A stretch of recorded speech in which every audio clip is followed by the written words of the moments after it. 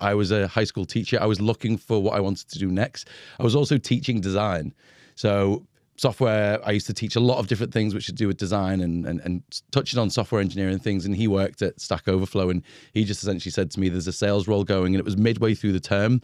So I had to take like a big leap of faith by leaving that comfortable job to actually go into a much lower paid role, even though teachers aren't paid well, a lower paid role with the opportunity to work my way back up again.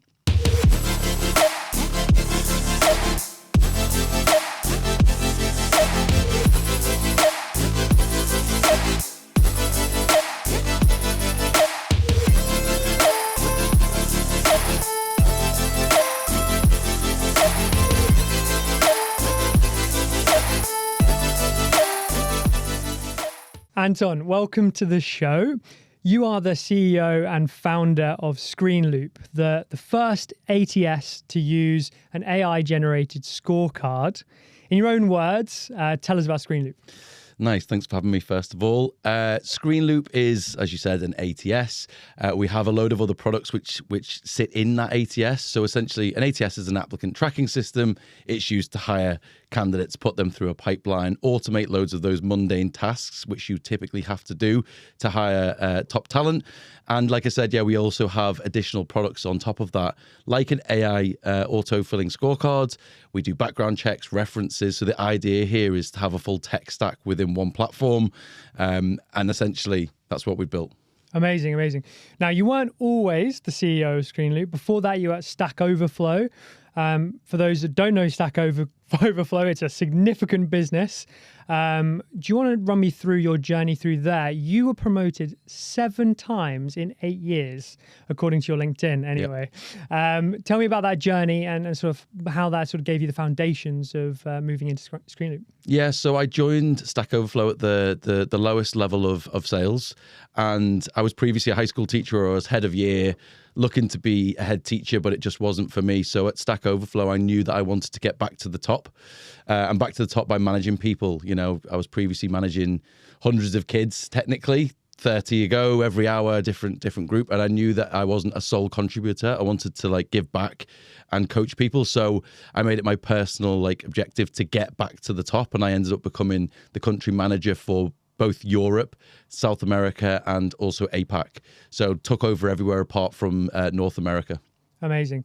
So like all good ideas, they came in a pub. And a friend of yours turned to you and said, "Do you know what, Anton? I think you'd be good at sales." Yes. So instead of selling, the popsicles to the kids for good behavior at lunchtime, or stopping them from getting in detention and trouble, you swapped that for a fully fledged career in enterprise sales. Yeah. How did that go over a cold one? So it's a good friend of mine that was working at Stack Overflow. I was a high school teacher. I was looking for what I wanted to do next. I was also teaching design. So software, I used to teach a lot of different things which to do with design and touching on software engineering things. And he worked at Stack Overflow, and he just essentially said to me, there's a sales role going, and it was midway through the term. So I had to take like a big leap of faith by leaving that comfortable job to actually go into a much lower paid role, even though teachers aren't paid well, a lower paid role with the opportunity to work my way back up again. Awesome. So originally from Liverpool, was the teaching job in Liverpool? It was in Romford in Essex. Okay, Romford in Essex. So you moved from Liverpool down sort of south. You betray your roots to come down south. No, I'm only joking. Yeah. Why did you decide to come down south and be one of us in the south? Opportunity, I think. Even at the time, there were far more schools that were hiring in the vicinity of London and the outskirts compared to Liverpool. Also, I just wanted a change of scenery. Liverpool is an amazing city, but once you've completed it, you've completed it. Even though there was a lot still going on there, in terms of London, it's like every station is a Liverpool. So you can kind of just keep exploring, and as you know, it just keeps expanding. And the people that you meet here, I feel, create so much more opportunity. And at the time, I wasn't even thinking about opportunity because it was a teacher role. I thought I was just going to go in and be settled. But yeah, it was more for that. I think being exposed to more is like sort of the short answer. Yeah, completely understand. I think we definitely need to cover a bit more about your journey from teacher to sort of more corporate life or more sort of enterprise sales as you went into. But how about we jump towards the end of your journey at Stack Overflow and the birth of Screenloop, which is, why you're sitting here today. Did quite a strong tenure at Stack Overflow. I mean, today, not many people are sitting there going, oh yeah, I've been in a career 8, 9, 10 years, especially in their 20s or 30s. What made you make that jump into founderland and entrepreneurship? Like, first of all, there was a lot of opportunity within Stack Overflow. Like we've just spoke about the promotions which I was able to achieve and work my way up the ladder. We were working within talent, so we were helping businesses find software engineers. And at the time, software engineers were like gold dust. The cost of a software engineer to find them, bring them on, and employ them was huge. So I worked at Stack Overflow for that full time, helping businesses hire software engineers. Now that business was bought by a holding company in the Netherlands called Prosus for 1.8 billion. At that moment, I'd already started making plans and putting out feelers of what was next for me because I knew it was on the horizon. So I essentially started thinking about how I could combine my sales knowledge and the talent acquisition knowledge that I picked up there from both my team and all of the customers that we were speaking to.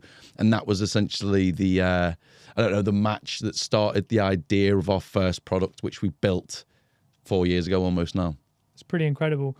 So, you had a design background originally as you were sort of teaching that to kids, and then you fleshed your hand at sales. That's you're starting to have a nice formation of what a founder can do there. So obviously Screenloop today is a product, it's a platform, it's a SaaS. Now, despite your design background, you're non-technical. Yep. How was that starting Screenloop when you are a non-technical founder? Yes, a bit of design, and yes, definitely at that point a really good salesperson. Like, you'd grown Stack Overflow pretty substantially, and for them to sell for over $1 billion, you had a large hand in that. So yes, that's a clear skill set that you can take forward into entrepreneurship, but still, like, the idea of building out a platform is quite scary. How did you attack that? Because you obviously saw an opportunity. Yeah, so I think I was exposed to a lot of software engineers as well at Stack Overflow. So I'd kind of dipped my toes into that world as well. Well, fully immersed myself with regards to helping businesses find them. So I understood technology from the perspective of who's good, who's bad. Like, I actually found my co-founders actually found me. As soon as I met them from a technical point of view, their CVs were amazing. One was from Revolut, looking after AI at Revolut. The other one was looking after engineering at ClearScore. These guys were like brains. They were bringing me ideas of how we can implement certain products. But then Screenloop actually started as a point solution. So not the full platform that we see today. So the point solution that we launched with was just an AI note taker. I mean, I say just. They are 10 to a dozen now. Everybody's got them. Sometimes you join an internal meeting and everyone's got their own note taker. Ours was specifically for recruitment, so that you could summarize your interviews. That was the product we launched with. So it was a little bit less daunting than if you said to me back then that we would have a fully fleshed out platform, because that's not what we originally set out to do. Yeah, completely understood. So AI note taker stage, how was that initial growth? So you've built a product with your two co-founders. They have allowed you to have the platform to go do, at that point, and still today, of course, what you're really good at, which is selling that solution. How was that initial growth? How did you get that first customer across the line? And I guess even decide who you were going after? Yeah, so I remember actually the first person that came on board with us, I mean, compared to even just the note taker today or any note taker on the market, it was so basic. It was essentially the ability to record Zoom, provide a transcript, and show you who said what.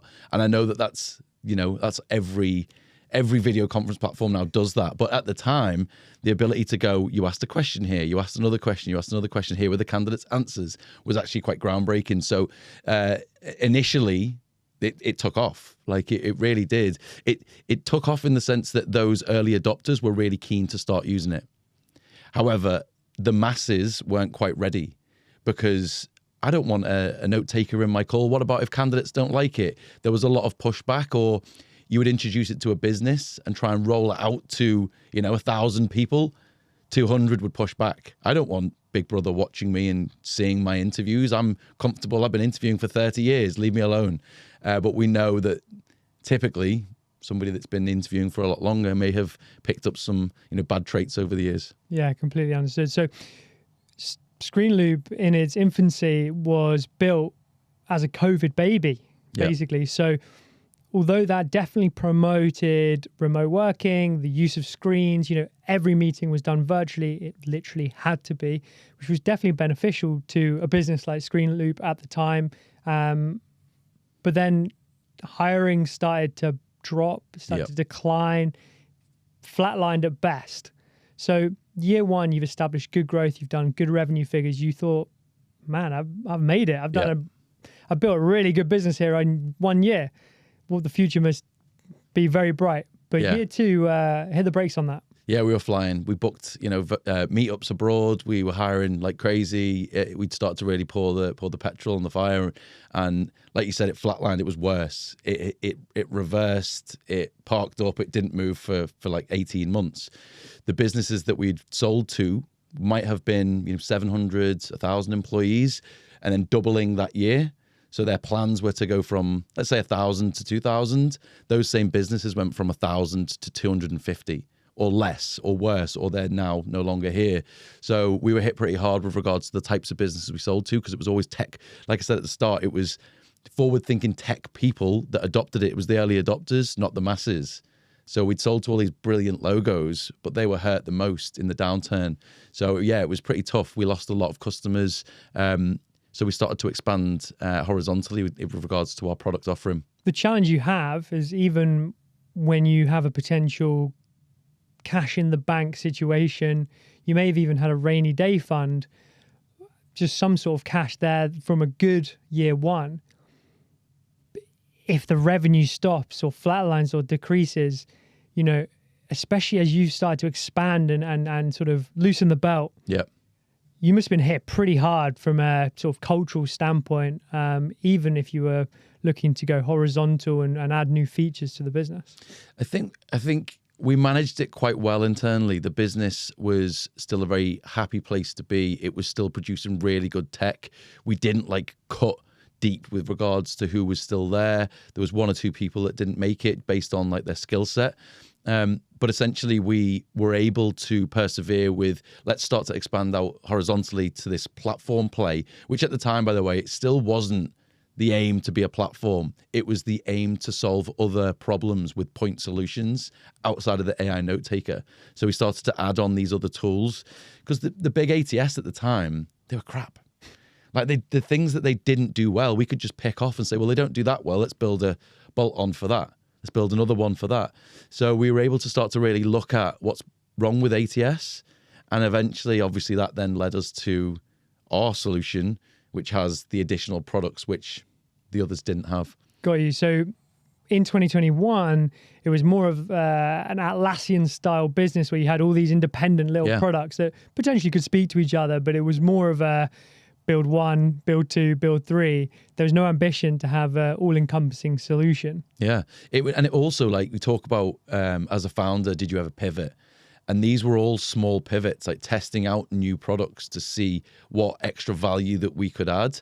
And a lot of the time it was to maintain those relationships. Okay, you might not need, 100 AI note taker licenses now because you've reduced the team, blah, blah, blah. But would you appreciate a background check tool? Can you get on board with, candidate feedback surveys? This is where we started to move around a little bit and do these little pivots where we were adding on new features. Would you say that once you then have gone through the idea of going out horizontally and adding a few of these together, without making it sound like it was obvious, the clear route then is to link them up? When was that light bulb moment where you went, actually, the standalone products might be better as an all-encompassing solution? It was actually during our offsite, which I said that we spunk money on, but it was actually worth it. It was after a couple of shots, we were all sat together, and it was like, what are we doing here? Why are we not taking that extra leap of faith? Where's the pushback here? I think we all agree. We all looked at each other and we were like, yeah, let's go for it. And so that was probably 2 years ago. That we started to really think hard about it, and we mapped out what the route that we needed to go. We obviously didn't just go, with the hangover. We didn't just go out and start building. We took it easy and we actually thought about it properly. So yeah, we made a call as a team. Point solutions are dead. We know that. Like, we've seen other businesses go that way. We've seen other verticals very much start to form platforms. So we decided that we were going to make that same call. And I think that we made the call at the right time, because we've seen other point solutions slowly fade off into the distance now that haven't adapted and haven't expanded. And then there's some of our competitors that they were previously point solutions that have made that same move. And we all kind of popped our heads up at the same time. There was another like point solution that I think they put their hand up maybe like a week before us, and we were like, "Shit, what are we gonna do?" Like, they're also going. We need to go now. Do we go now? Do we go a week early? And we had this plan in place. We're like, no, we need to stick to the plan. It's fine. They're based in the US. Leave them be. We can attack Europe first. This episode is sponsored by Opus. Opus brings entrepreneurs together to create opportunity through power of connection. Opus is a curated community for business builders who understand that relationships are the backbone of business and success. If you are an entrepreneur, founder, business builder, laser focused on a mission, Opus could be for you too. To find out more, go to joinopus.org. Now back to the show. So let's talk about team then. So you're remote first in sort of when you first started the business in year one, you had no choice, but you have an office today. Yep. But on top of that, you have a bigger team based in Ukraine, Portugal, Brazil, India, and of course here in London as well. How have you managed to grow the headcount over that past sort of 2, 3, 4 years? Yeah, luckily we've got our own tools to use. So it helps a lot. Having a fully fledged ATS, typically a business at our size might not. But I advise any business that's out there that's hiring anybody to at least track candidates in some sort of way. But I think a lot of the hires that we made were actually through network. So, I speak a lot about this when you're starting a business yourself. Network is so important, and everybody that you bring into the business. One of the questions that I was taught quite early on was, who would leave their job right now to join the business with you? Because they're your next recruiter. So you're going to hire a product person. Who in your network, Mr. or Mrs. Product Person, would come with you right now if you join the business? And if you're interviewing several people, you can see who would actually, first of all, great personality, because they're going to bring people and they trust them. But second of all, they're going to help you grow. If you need to bring in another product person at any point, you've already got 3 or 4 really good people lined up that have been verified, worked with before, and also that somebody in the business likes. And if that person joins your business and you like them and they're a good hire, then even more so, you can trust them, as much as you need to. 100%. So across multiple nations around the world, and you're a 30 plus strong team now, how do you manage the culture? Before we go on to specifics on culture, there's one person that I love the fact of how we hired this person. So going back to the early days when, the first iteration was just that you could record meetings, etc. This kid in India, he was still doing his exams at the time, school exams, and I think he was in university. And instead of turning up to his lectures, he built this bot to attend his lectures for him, take his notes so that he could sleep in. He liked to sleep in. He liked to go out in the evening. So he built this bot, and the team found him on like a Stack Overflow type forum where he'd put his code live. Might have been GitHub actually. And it was incredible that we found this kid in the middle of nowhere that was able to do such a complex task at the time. And then we brought that into the business. So he finished university, joined us, and he's at, going back to culture, he's at one end of the clock, and the guy in Brazil is at the other end of the clock. So to bring those people together, we have to strategically do team meetings at certain times. We did do a whole team meetup. So both the lad in India and the lad in Brazil both flew to Portugal. They'd both never left their home countries or towns before. So it was the first time leaving, which was nice to be able to bring them to Portugal and do that together. And much of the same team are still there. So we all still dine out off that trip away, and advise anybody that's got the cash spare to do it. It helps with culture significantly, because now every time we get together, whether it's remote or in person, those connections are already made and they're pretty solid. And then occasionally leadership will go to Portugal. Portugal will come to London and will subsidize, anybody else that wants to join at the time. I think it's really important, for remote people to still feel like we can go and see and talk to and interact with the team in London. Yeah, I guess like, do you view the, well, I guess how much do you view the importance of that face-to-face time? Because there are clear pros and cons of having a workforce with no boundaries. You get to cherry pick the best talent. Yeah. You know, you can find better value for money. But there is also something so special about going into an office and sitting next to someone, chucking ideas around. Sounds weird to say, but vibing off that energy. There is just that energy in the room. What's your viewpoint on that? Did you see that changing for Screenloop in the near future? So the important thing for me is commercial is still in office in London. So the remote people are all software engineers and product or designers. Now, coming from Stack Overflow, I used to preach this to every business. You know, there were businesses in the middle of nowhere in Wales that were looking for software engineers that just didn't exist. They had to expand and offer out remote, and I've lived by that since. So great talent for product and engineering globally, commercial in London, so that we can bounce ideas off each other. I think the engineering team get on really well because they have a tech sync every single day. They're always in each other's pockets, always having conversations. They do like, you know, tech games as well. So once a month they'll get together and do some random like funny drawing exercise, which has got nothing to do with work, that they'll just go and have a bit of fun, completely forget about all of the stresses of work and just get on with each other. So there's little things like that a remote team needs to do, whereas the commercial team will, I think for me, will always be in person in that location. So expansion to America, we'd open an office there. Expansion into Europe. Previously, like the blueprint at Stack Overflow was we started having German-based reps in London, and then when that market grew big enough, opened an office in Munich, and then you'd go over to Munich and you'd be closer to clients. The same for America, it was New York and Denver. And then the view was then to expand into APAC and have somebody there, but we never got there. We were bought before we moved. Yeah, it was a pretty nice buyout. Yeah, so I'm sure they'll be all right. Yeah. Forget the APAC office. Yeah, quite. Awesome. So you come from a sales background, so you know very well that commercial is your arena. But as your team grows, you can't do everything.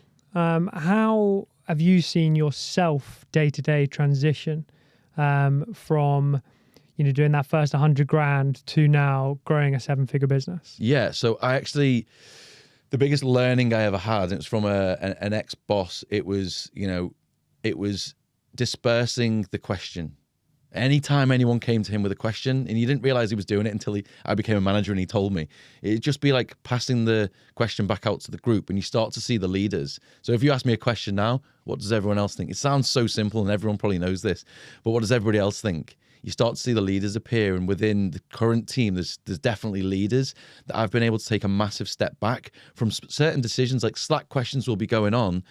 You know, my instinct is like, jump in, fix it. But actually, the more I step back, the more it gets fixed in a better way. And I love seeing people within my team solve problems without any input from me. And, you know, I think the first time I went on holiday, I was shit scared that everything was going to crumble and I was going to come back to a mess. They actually did better. Sold more, had more conversations, and I was like, I should just go away more often.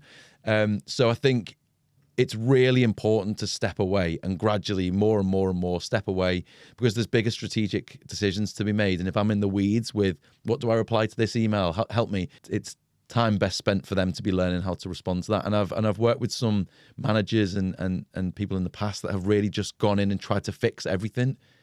The growth of those teams is just stagnated because they just did everything for them. Let me rewrite that for you. Let me do that for you. And you see those teams really stunted in their growth, which is a shame because it's such an easy little thing that you can do.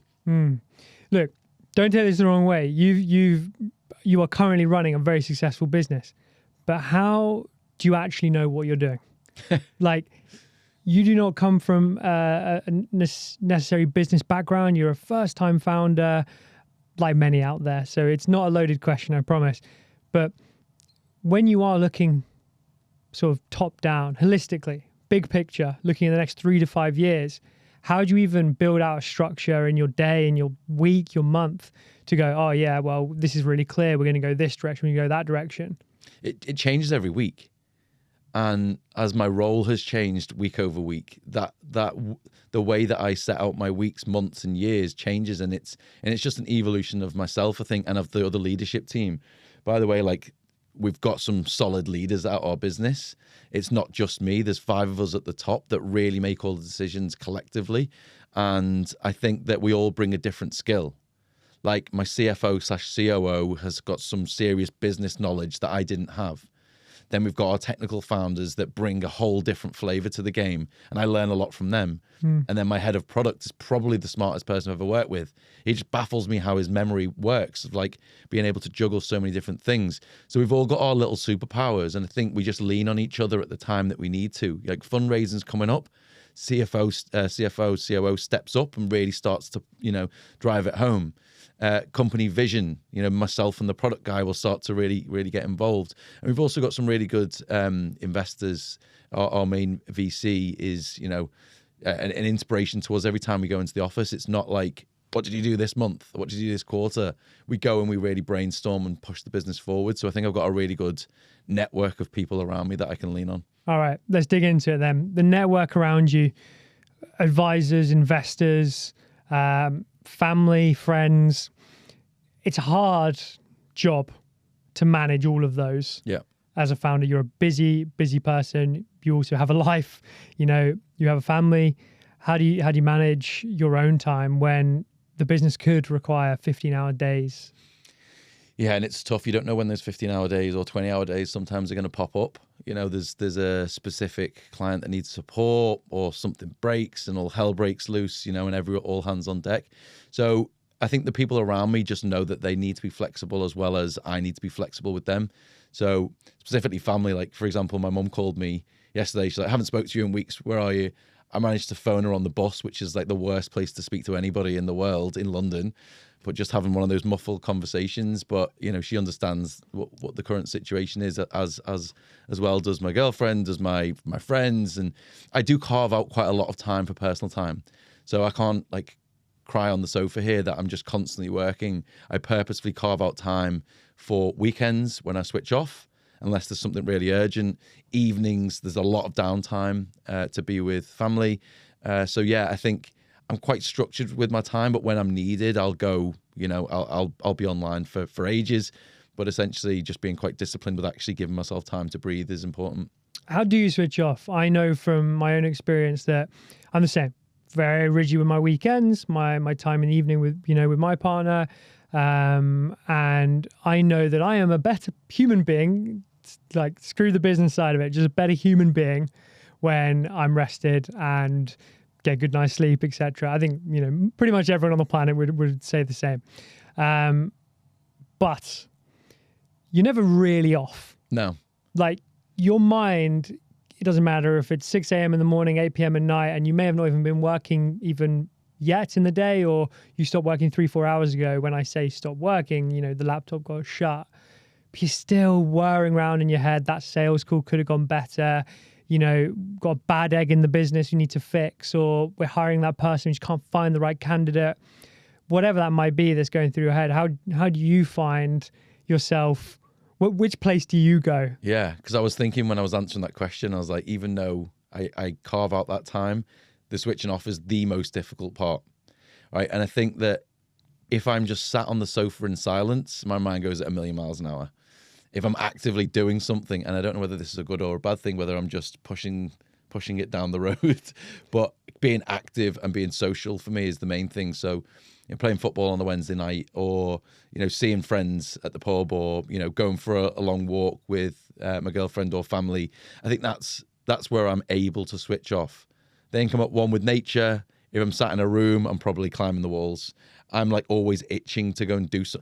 I think that's actually why, because when you switch off, you've been running at 1,000,000 miles an hour for the past sometimes 6 months without a decent break.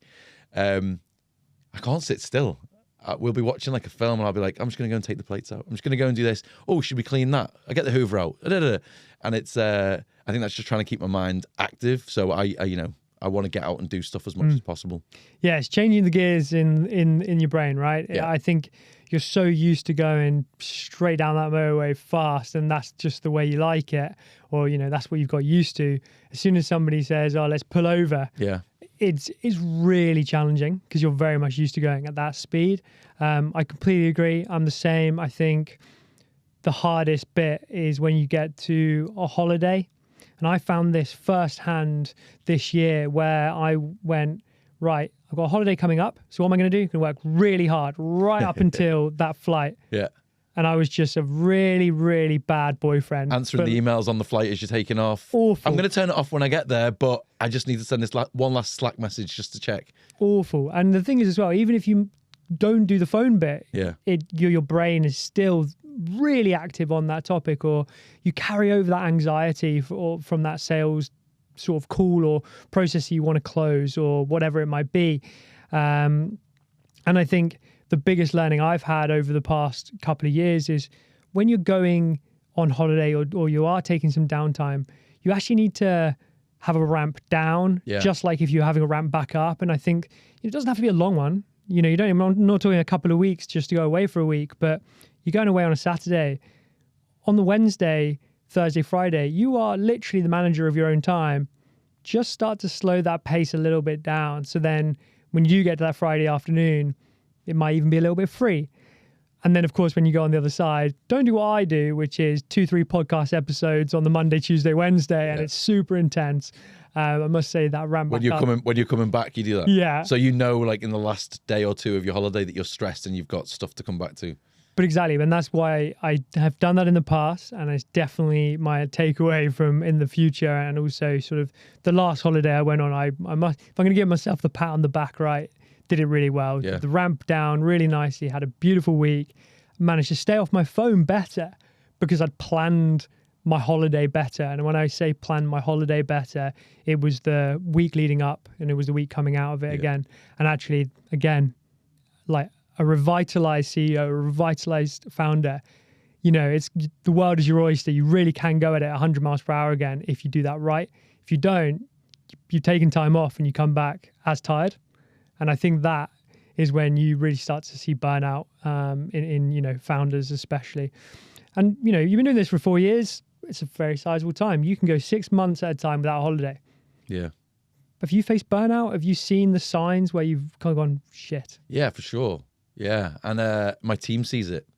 And when the younger reps are telling you need to take a holiday, you know that you need to take a holiday. So you haven't taken, it starts subtly. You haven't taken a holiday for a while, have you? And then like, no, it's good, it's fine. It's like, you haven't taken a holiday, and then it goes progressively. It's like, take a holiday, please. and then it becomes a thing. And that was the first time I did that was the time when I went away and was worried that it was going to come back to a building that's fallen down, and it was actually the opposite. It was stronger and better. So yeah, I think for sure, like the team notices, and if the team's noticing, it's already too late. That's the thing as well is, I was speaking to a founder yesterday who they are a super lean team, super lean marketplace. And the co-founders seem to always have their best weeks as a business when one of the co-founders are on holiday. Yeah. And they were literally saying, maybe we just don't see each other anymore. Yeah. And we just alternate time off. I don't know what it is. Maybe it's like, I don't know, ownership, or I don't know, like there's something to it. Maybe people just have a little bit less stressful. You go into a sales call, you're less stressed. Maybe like you speak a little bit calmer, you're a little bit more confident. Maybe for engineering, it's like, I can get loads of stuff done. I don't have to speak to my boss today.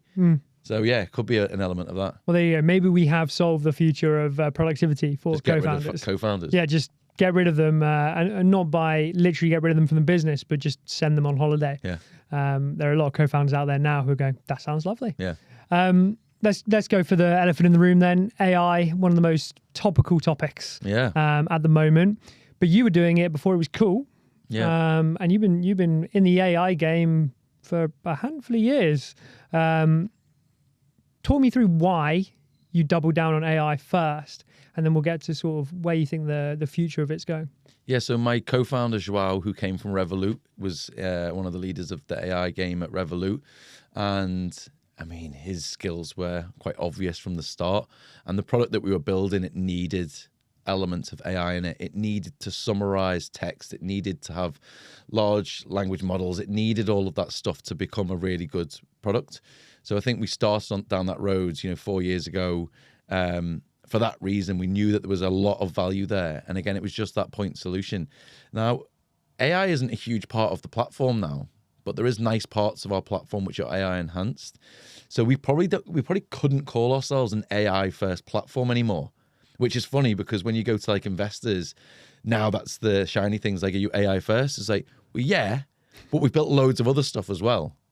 So it's a gift and a curse for us at the moment. It's like, if we just hadn't built more, we're an AI first business and everyone, wants to invest in us. But actually we've built way more, which, it lessens your shine to an investor of like, okay, well, we're gonna invest in this AI first business. You may be the only business out there that was AI first and gone less and then gone less.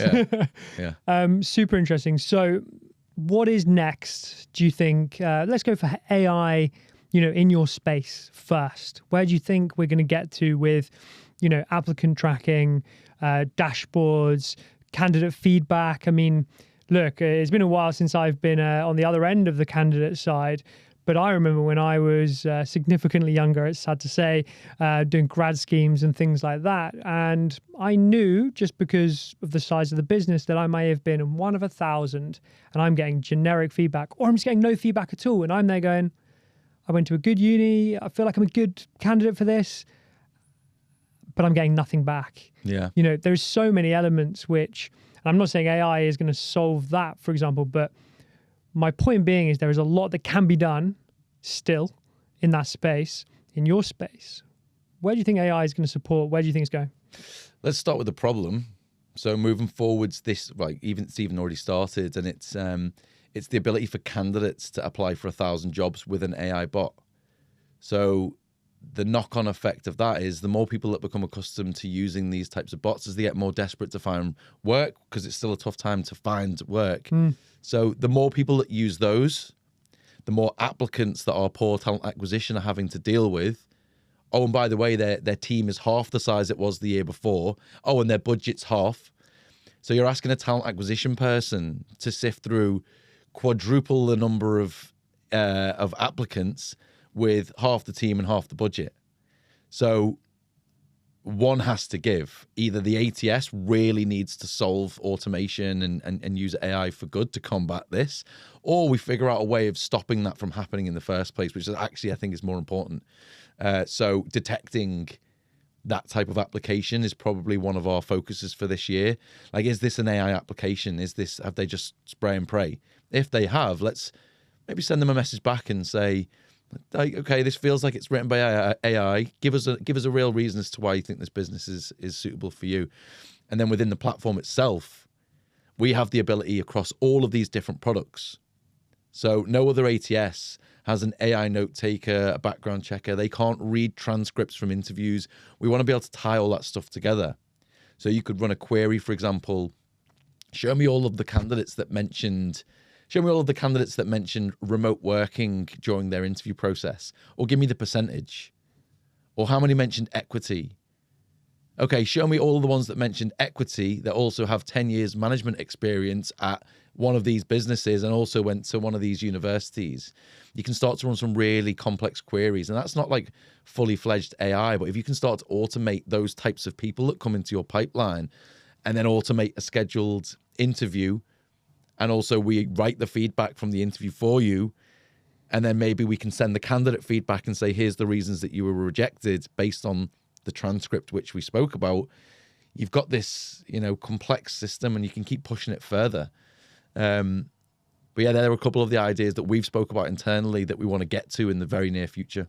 Yeah, absolutely. I mean, fascinating space, isn't it? I mean, everyone has gone through a candidate process at some point. Yeah. And at the very least, they have sat on the other side of that. So for both stakeholders, the candidate and the hiring manager, they're going to have to watch this space. And you can still go old school, right? You can go CV, you can go Word document, you can go manual. But for a lot of hiring managers and HR professionals out there, just the quantity and the volume and the landscape. It has to be a much more substantial solution.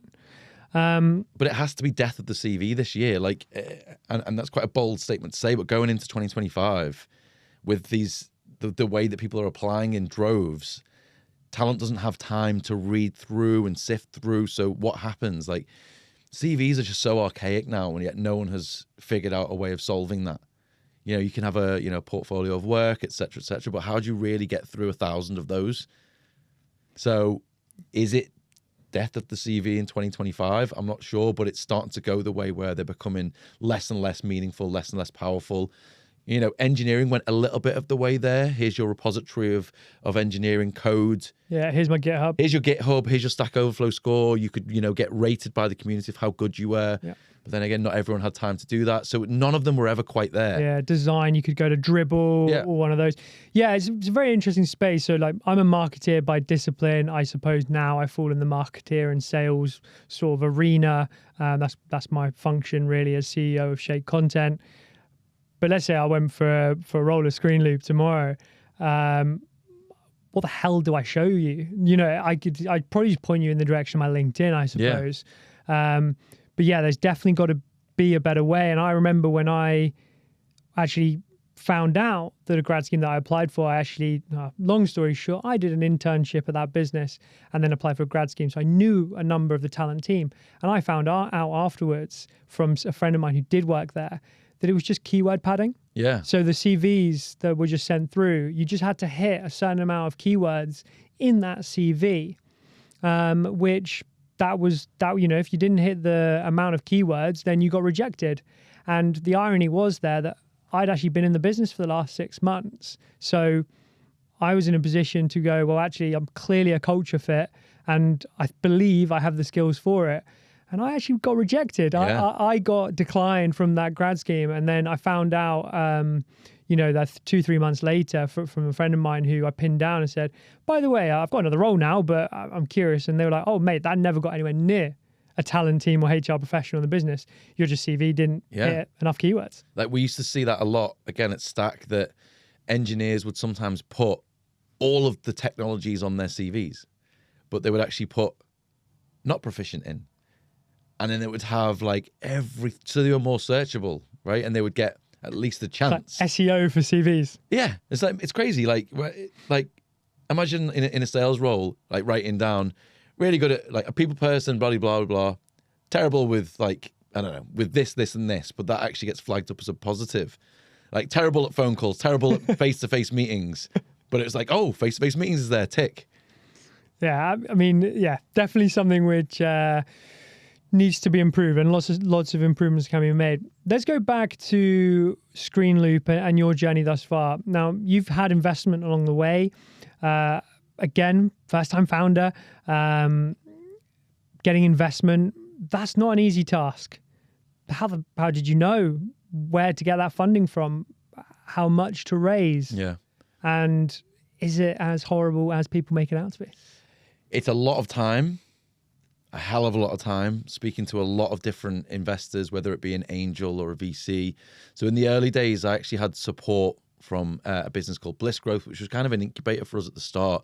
They brought in support around us. So again, they took the training wheels off and left us to it a long time ago. But in the early days, I had a really solid mentor that also had a network of people. So I was quite lucky in the sense that some of the doors were slightly opened for me. You've still got to do your thing in there, but we'll get you in the room with some people. And then I think the knock-on effect of that is you've spoke to somebody really good. It's like with angels, they'll tell their friends that are also angels, then it'll get into an angel community. Then the, family offices will get involved, then the VCs, and it kind of snowballed. And by the end of it, we were actually turning people away, or downsizing people's checks because we didn't want. Again, you go crazy. You haven't even sold the thing yet. You need customers, you need validation. But at the time, cash was so cheap that they would just throw them. And it was no, let's take a step back. We need to think about what we want as a business, who we want to bring on board. So we brought on one of the first investors was Tom Bloomfield, founder of Monzo, was Paul Forster, who's founder of Indeed. I mean, those two alone, plus then loads of other founders around London, like founder of CarWow, Adzuna. Like we had a lot of good people around us. Yeah, amazing. So when did you raise? How much? When was it the right time? Now you can look back on it, right? But Yeah. you know, We raised about 6 months in, and we raised around 2.5 million. And that enabled us to pay everybody a really good wage, buy the tech that we needed, start to look at office space. And that really served us well. And when we started to see that, you know, that growth, which we talked about earlier on, we actually went out again. Like, we can really pour fuel on the fire here. So we went out, it's now 2 years ago, and raised an additional 7. So we raised $10 million seed in total, which was a really, you know, big seed round for Europe. And that was for a point solution. So the size of the team at the time, the investment that we made, or that we got, was actually for a point solution, not for a platform. Now, like, things obviously changed over time, but if we went back and we're getting funding for a platform, we probably would have got a lot more. And, you know, probably could have used that money as well for good. yeah, really interesting. So how are your investors feeling about changing away from what they bought in for? I think, you know, like I said before, our the VC Stride, and our lead investor there, Gabby, he's just such a visionary. Like, every time that we have a meeting with him, you come out feeling pumped, and you feel like, you know, inspired. And he was very much on board with us when we said, do you know what, we're going to start to, he's like, yeah, take the whole fucking thing. he was just so behind us. Yeah, so I think that we were aligned, and we all work very well together as a collective group, and actually look forward to, we've got our board meeting not next week, the week after, and I'm actually, like, you know, looking forward to it towards the end of the year to, you know, show him where we've gone over the last year. Even though we're in touch regularly, it's good to go, we spoke about this in December last year, we're here, we actually did the platform thing. Yeah, really interesting. I mean, that could have gone the other way, right? You could have dealt a bad hand with investors. You hear it all the time. Yeah. Took the cash, didn't have a plethora of choices, or may have had a plethora of choices, and that may have gone the wrong way. Yeah. I feel, I don't want to speak too early, but it feels like it's gone the right way for you. Yeah. You feels like you've got a really good group of investors who then advise the business and can support you in a number of ways. For any founders out there who are raising now, maybe even raising a second or third round and bringing on new people, new funds, new VCs to their cap table, got any advice? Because the reality is, it's not just about cash. No. Check. You need to have a fit. Yep. What's your advice to see if you can find that fit? We pulled the plug on a VC very late because we didn't think they were a good fit. And I don't know how to describe them, but it just seemed they were just very archaic and not on board with our vision. So, like, I wasn't inspired. I didn't feel like I'm going to look forward to these meetings. I didn't feel like I felt like it would have been, you know, a cracking the whip type VC.